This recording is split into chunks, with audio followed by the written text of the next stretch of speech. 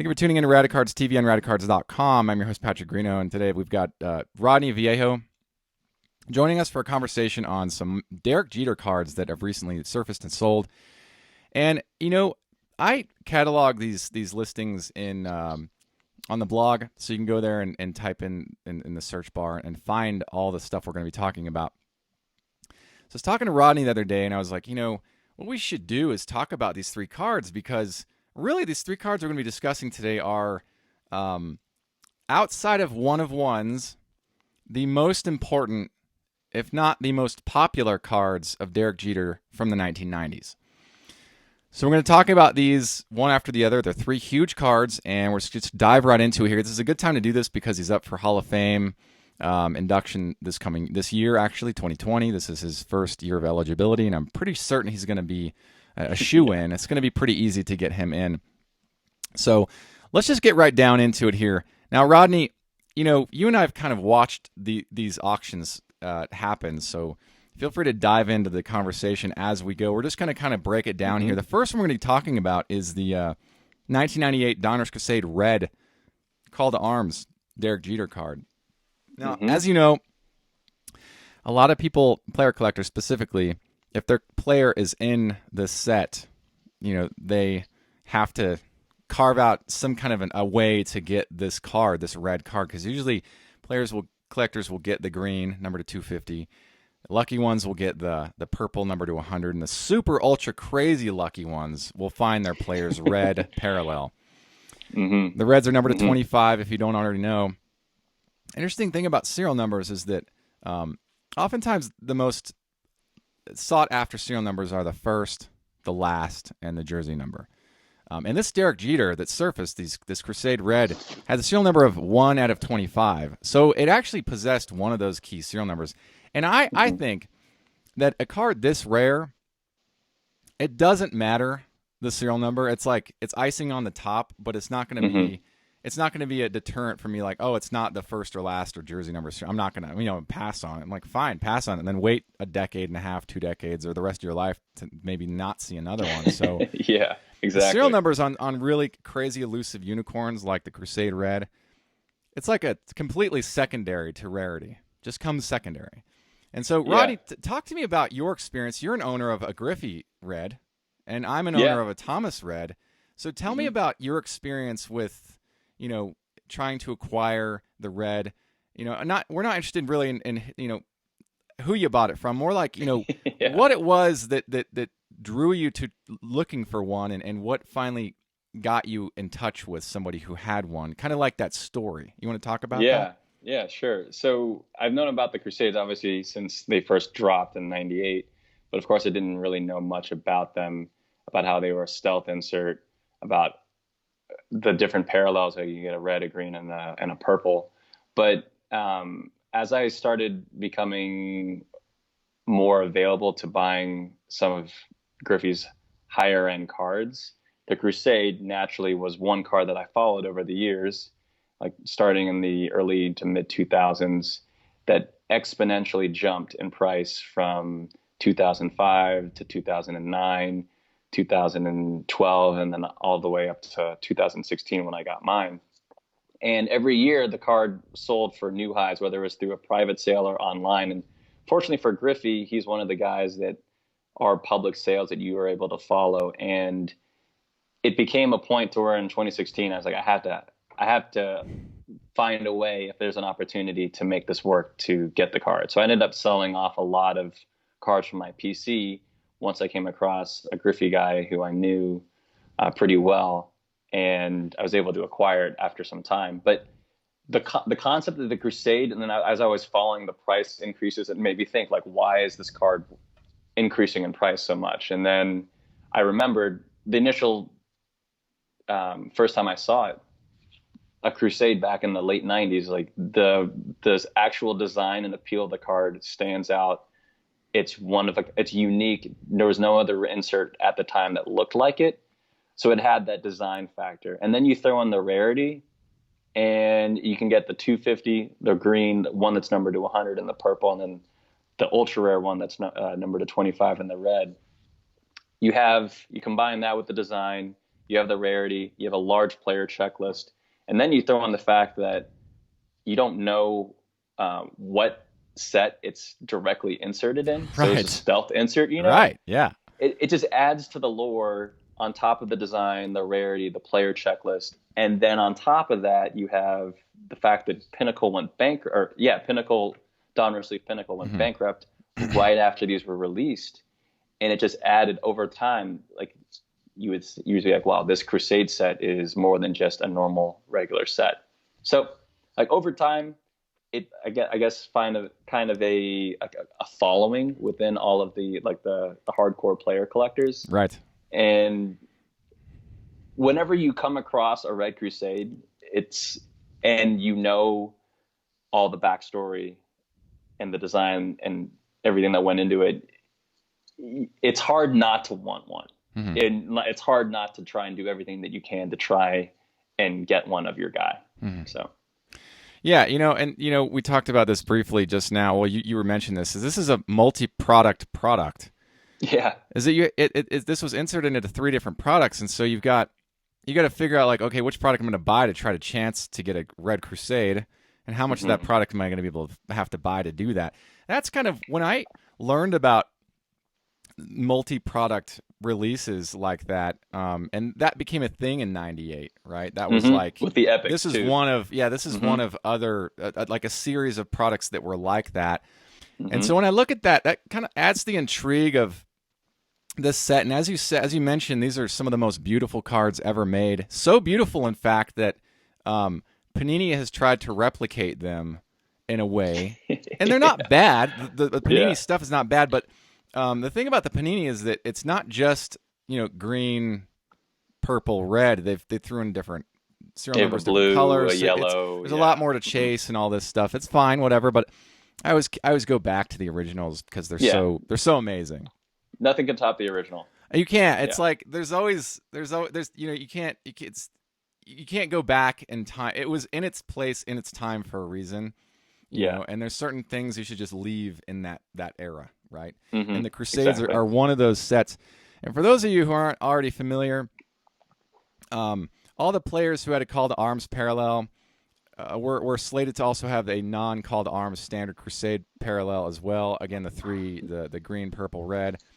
Those, whatever your player's flip-flop version is, it would have happened during the bankruptcy. So those cards are considered unicorns because not all of them are known to exist, and the ones that are extremely expensive because there's no cataloging of them. So with Thomas, he was a Call to Arms, so his next batch would have been the non-Call to Arms Crusades. If your player was a Crusade, then his bankruptcy version would have been a Call to Arms. Really cool backstory with that stuff. I really dig it a lot. But yeah, have you seen the Thomas, by the way? Yes. There is. Yeah, I know. And oddly that Thomas is number 350, not the serial number, but the actual sequential number of the card. So it just gives you an idea of how many more Crusades were supposed to be released in 1990, later 1998 products after August, and then into the 1999 year. So I mean, there's a lot out there we don't know that it still exists. We every now and then we'll come across a bankruptcy card. There's a knob block online. I've seen various other. I've seen Mo Vaughn because I've seen a lot. I've seen Will Clark's. I've seen the Mark Graces. I've seen a lot of them. But it's cool kind of to see what surfaces over the course of time from that bankruptcy block, and it's quite something to add all 6 cards together for those of us who are able to do that, and that's a very few of us. But just to get the pack issued released 3 run of your player is a feat. This Jeter sold 7 bids, and it ended at $13,122.22. I would imagine that the person who won this probably bid like $15,000. If not more. Yeah. Exactly. So I think about that, and I'm like, God, that's some serious cash for a card number to 25, Yeah. And I've spoken with a lot of Jeter collectors, and this is one of the first public sales or public availability of a Jeter Red, which I also think contributed to the high end price. Of course, private sales that happen, they're not known to the public, but just having a live auction 7 to 10 days, let it ride. It's good to see because that shows what the market will bear. And like this price, it was not surprising. I think I told you before it ended, I was like, this is probably going to end at around 15 to 20K. So I was a little high, but 13K is pretty strong too. And if it was any other serial number besides 25, it probably would have sold for like $500. Yeah. Good thing this one wasn't number 2 out of 25. Right. Although, yeah. Who knows where Huge that one money would go. loss on that one. So this is a cool card. Yeah. How I acquired my Thomas was I had been looking online for the red, doing searches back in 2010, and I came across a listing somewhere online. I'm not going to say details. And the gentleman was scouting the market to see, basically if anybody wanted the card, what kind of negotiation. I understood that. I got it. I respected it. It made sense. I was like, okay. So I reached out and I was like, hey, where are you with this? And he's like, oh, he explained to me that I want this to go to a key Thomas collector. I was like, okay. So I just assumed that he wasn't ready to move it. Yeah. Fast forward a year, I reached back out to him a whole year later.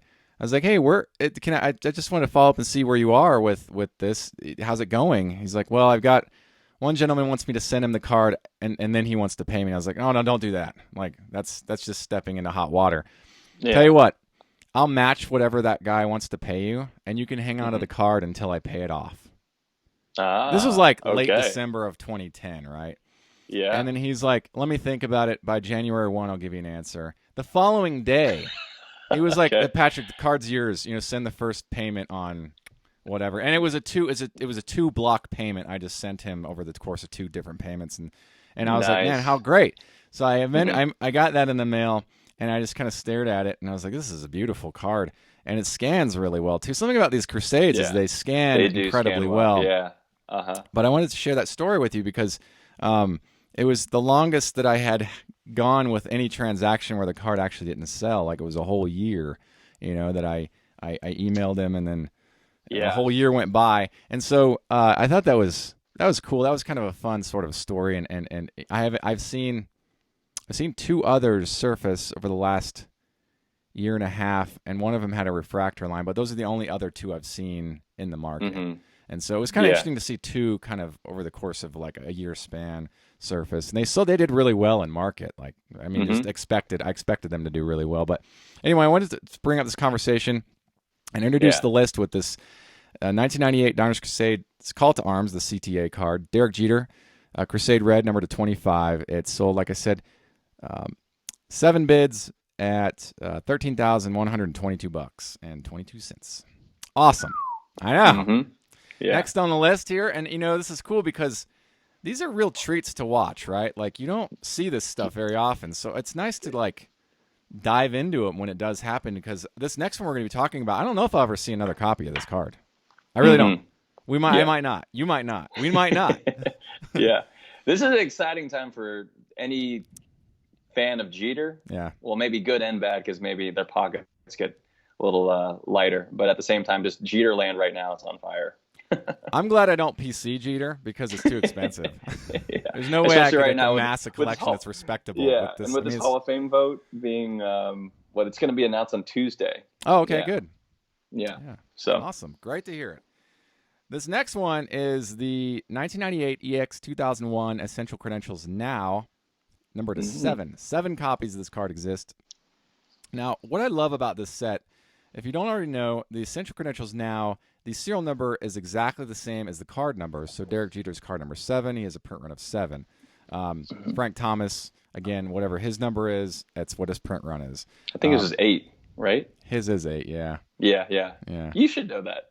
I know, but it's not. I mean, we're not talking about Thomas here. We're talking about Derek Jeter. So I don't want to go into like something I'm super passionate about because it's to go off topic like crazy. But yeah, totally. So Frank Thomas is 8.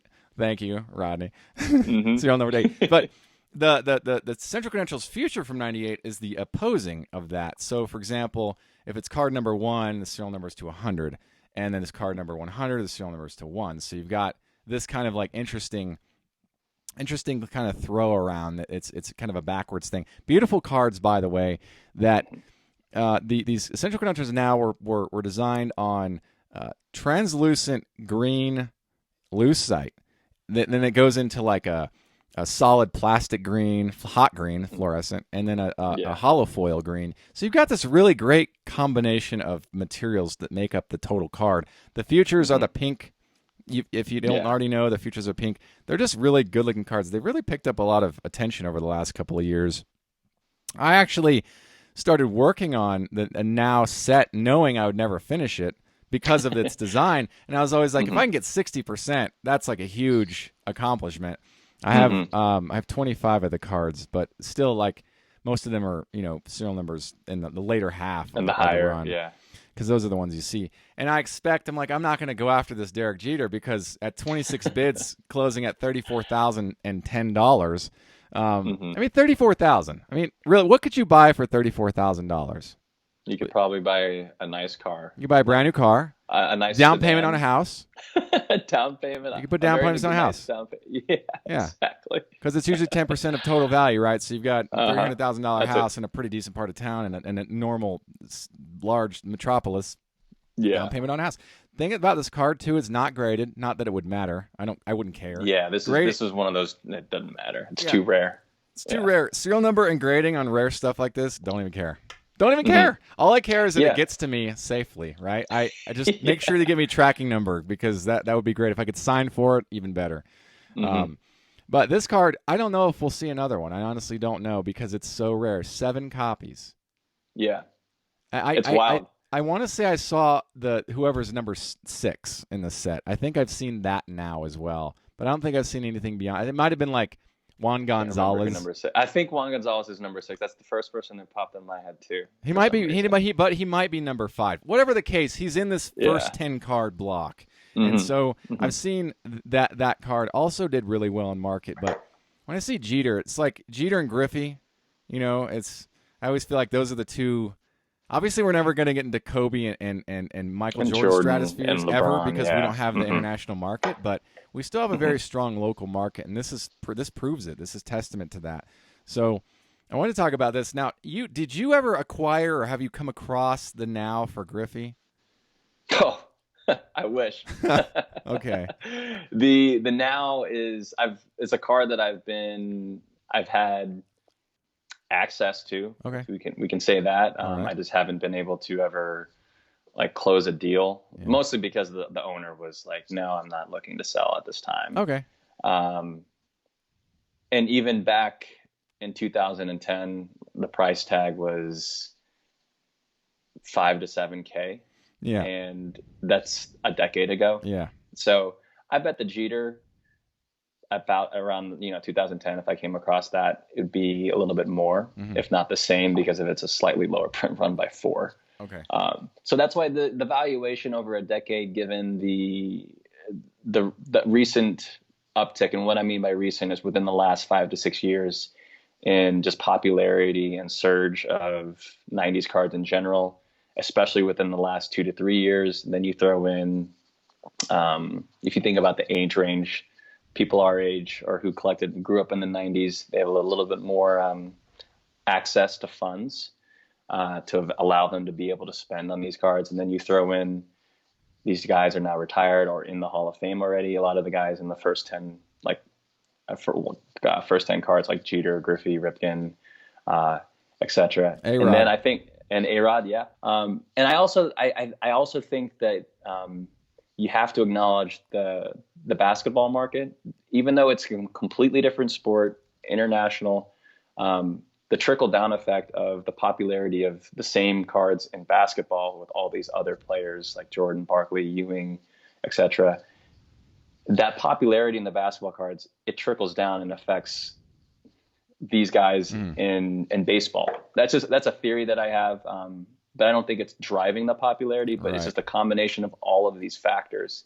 And with the Jeter, I mean, again, I was talking to some Jeter guys and I don't think they had ever seen in like the last 15 years, one ever pop up for sale, again, publicly available in a let it run auction style. The car, and they like knowing that the card's not going to be ended early, for example. And again, we see what the market bears, and I mean, that's pretty strong. And I don't know. I originally thought the card was going to be at like 20, 25, but then I was thinking, well, if the other Jeter card that we're going to be talking about here in a moment ended at A lot. 200, yeah, a lot, then, this one isn't mirror gold level, but it's still one of the iconic 90s inserts, the highest of high end. Mm-hmm. So nothing surprises me, especially when it's Jeter. Yeah, I mean, think something like this. We talk about the trickle down. I know that's happened at a perceived value format for some sellers. So, for example, 99 Skybox Premium Star Rubies number to 50. Yeah. The Thomas does like $300 on three and a half. Like that's about what to expect for a raw. And I've been to shows where guys have, BGS 9, they want $900. I'm like, not yet. You have to wait. Exactly. You have to wait like another 10 years maybe for that price tag. But I think that we see that, and I think that the logic is, well, if so and so from basketball sells that high, then I can price. I'm like, you can price whatever you have for whatever you want. You can put 10 zeros on that if you want. I don't care. What is the market really willing to bear? It's obviously not that price tag, but because we don't have 350 million casual baseball players in Asia, they're basketball players casually. Yeah. We don't have the market going after this stuff beyond the scope of the North American boundaries, right? So we've got still, though, very strong in the local market, I'll tell you that much. Yeah. And I actually expected this to go higher than the Crusade Red because of its print run status, and it was released the same year. So I expected a higher return. I was looking at more like 20 grand, 25. Yeah. When it went to 35 or 34,000, I was like, well, it sure blew my estimate out of the water, I don't know of another sale of these cards that does this well. I mean, I don't know if Griffey would outperform, even though the print run is slightly more, or if it would be if it would be like in the 20 to like the 15 to 10, $20,000 range. I really don't know. And honestly, it doesn't matter. It's just really cool to see a card that I might not ever see again. Yeah. Surface and sale. I agree. Just the fact that you get to see it, and then you actually get to see what it would actually end for. Not a buy it now, not a best offer, not an end site, and then a relist. That's what it went for, and it's just whoever the highest bidder wins. And it's really cool just to see one, because again, I've never seen one. I could always picture what it looked like by looking at the future, but the now is pretty amazing. Really amazing. I bet they maxed out their eBay Bucks returns on this one. Yeah, it better have been like 10% on that day. Well, because your max out in eBay Bucks is $500, and so if this is like an easy, quick. Oh, I just made $500. I only paid. I only paid. What is it? Yeah, what is it? 33,000. $500 for this card. Only. So this is great. This is the 1998 EX 2001 Essential Credentials now numbered to 7. Yeah. Third one we're going to be talking about, this is the granddaddy of all 90s cards, by the way, the biggest, most valuable of all 90s cards.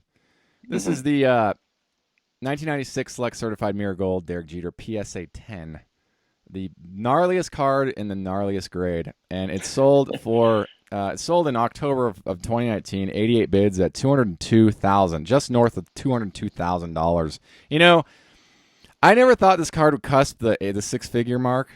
Like I knew it was high because there was another listing in 2014 that sold for just shy of $34,000, and then this one sells for $202,000.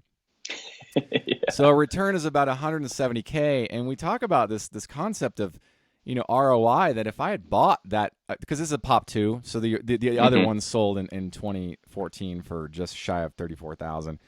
If I had known that the growth was going to be this drastic in just 5 years, I would have tried to get a bank loan going to get this original card, turn it around, and have enough money to put a down payment on a nice house and be done with it. But gosh, you can't predict this kind of amazing growth in cards. This is a significant growth. But granted, and might I say, and you know this as well as I do, it has the rookie insignia on the card. Not a rookie card, but it is a rookie year card. Rookie year card, yeah. He came on the scene in 96. People they discount that. Like, oh, it says rookie, it's not a rookie. I was like, well, technically it is a rookie card. It's just not the general sense of a rookie card because he was in all the 93 stuff that we're all aware of. Yeah. So And in a way, Select is accurate by putting that. Here's the thing with the rookie thing. You'll find rookie insignia on cards after they've met the minimum requirements to be considered a rookie status in professional baseball. That's why you'll see rookie on the 96 stuff, but not in the 93 stuff, because he hasn't even set foot in a major league ballpark yet. Exactly. So this is kind of the argument that like, oh, it's not the SP. I was like, of course it's not the SP, because he's finally a major league ball player now in 96. So thoughts. Tell me your thoughts. Yeah. Well, this set it started it all in the 90s. And we were in the middle in 96. You were in the middle of the insert mania craze, where you had inserts one per pack, and Fleer. That's what Fleer and Fleer Ultra did. Yeah. And then you got to also think about what happened before Select Certified in 96 to really understand the impact of having a card numbered to 30, in addition to two other parallels, which were numbered to 45 in the mirror blue and then numbered to 90 in the mirror red. Right. The first serial numbered cards were in 1990 Upper Deck. It was the Reggie Jackson autos. Right. Upper Deck released that again in 91, 92 with Nolan Ryan autos in 91. I think those were 3,500.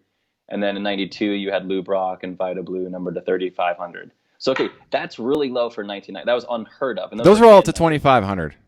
2,500. Okay. Yeah. And then you had Donruss Elite in 91 with the first stamped. 10,000.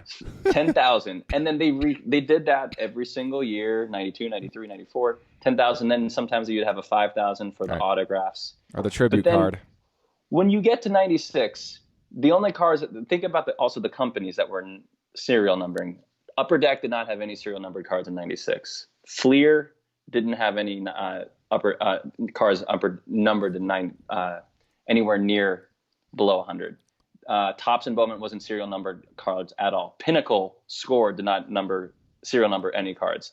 The only cards that were numbered anywhere close to below 5,000 were Leaf cards, which you had the statistical standouts heading for the halls. Donruss had Power Alleys. Those were, again, 5,000 to 2,500. Then you get to Leaf Signature. They had their cards that were numbered to 100, the Century autographs. And then you had Circa. When Circa first dropped, they were actually supposed to be a high-end brand. It was supposed to be promoted as a premium brand. You had the Rays that were numbered at 150. So in a scope, you had half the card companies out there were not serial numbering. Then you had the ones that were mostly serial numbering to 5,000, 2,500. Then you had the select few that were 100 in the Leaf autographs, and then 150 in the Circa Raves. Then you have Pinnacle or Select's one level up premium brand of Select Certified. And they're just going to flip the envelope and say, we're going to not only we're going to introduce the rainbows for parallels, but we're also going to number these to 90, 45, and then, of course, for the mirror golds, 30. And I don't remember the hype at that time in 96. I was collecting. I was going to flea markets, local card shops, or card shows in the mall. I remember the hype. I don't remember understanding, like truly understanding as in 1996 as like what was I, 11 years old? Like the impact that had on the market. So I still remember in like 2000, like early 2000s, these cards were selling for the thousands and thousands of dollars. But I had no idea that they would pick up to where they're at now. But you think about it, these were the original, the OG cards, if you will, of parallels, rainbows, and low numbered or print run cards.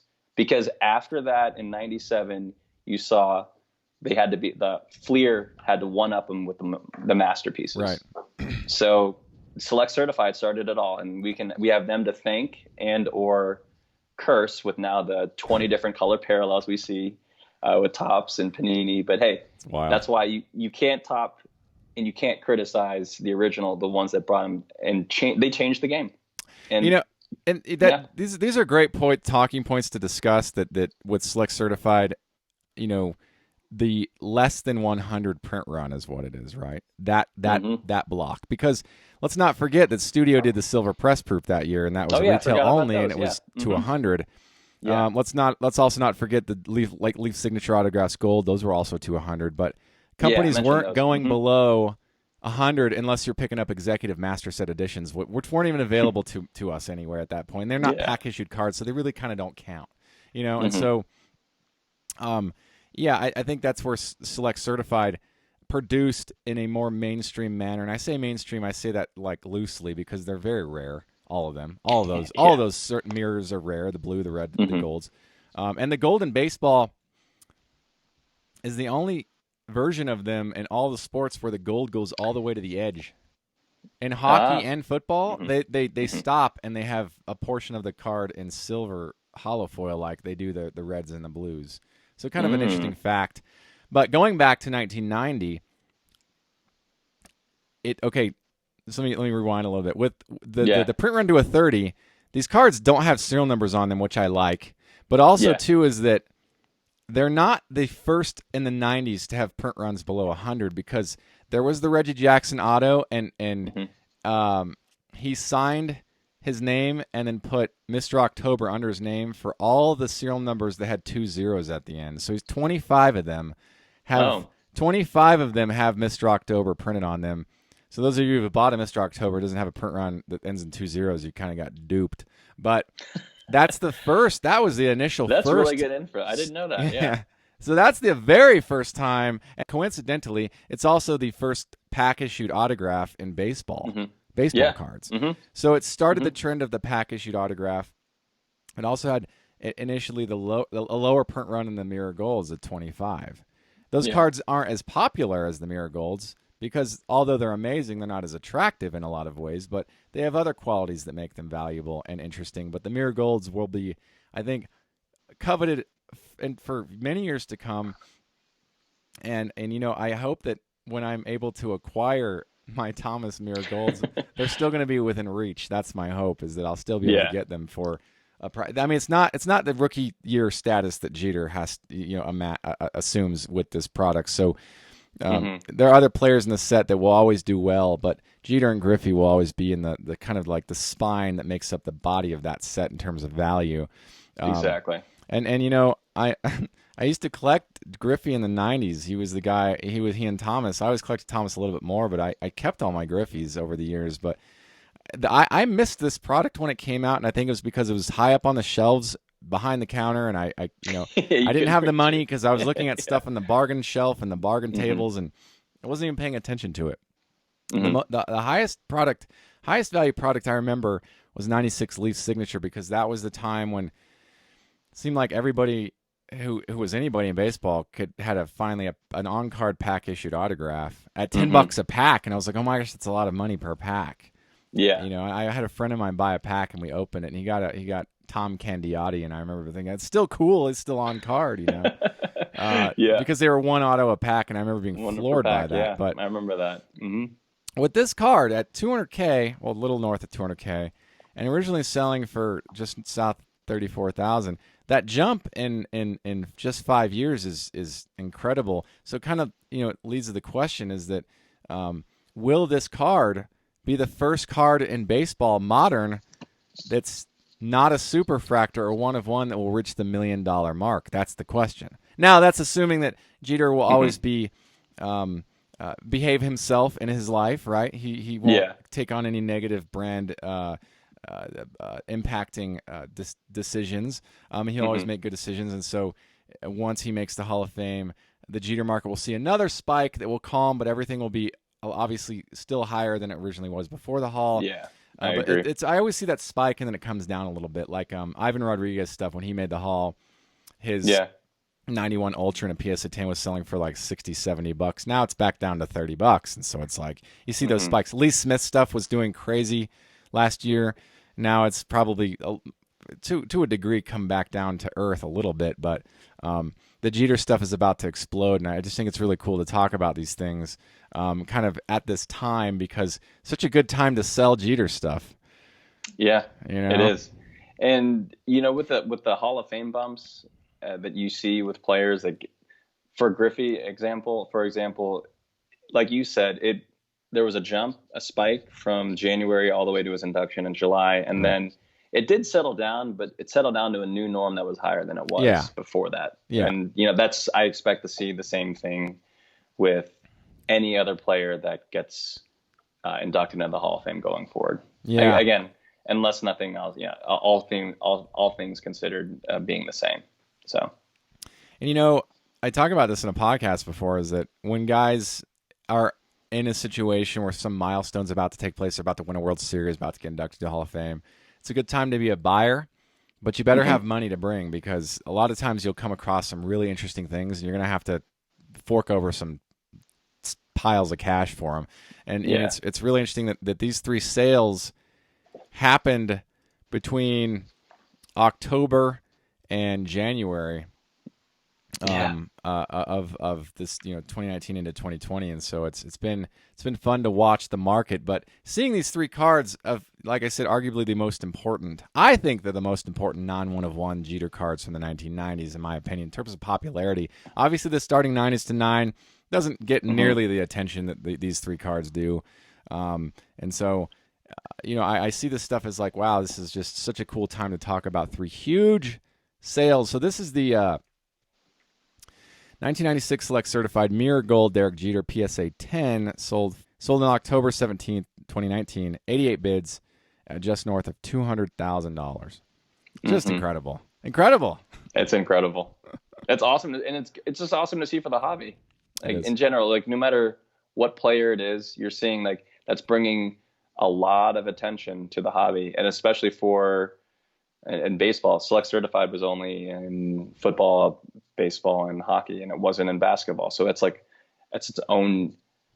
It just adds to the uniqueness of this brand for baseball. Yeah, yeah, definitely. I think this is a one-up from, because the basketball market didn't get this product. They didn't get this, yeah. We didn't get the PMGs from 96. I know. No, but... No, it's 97, was it, right? It's 97. We 96, get them from 97.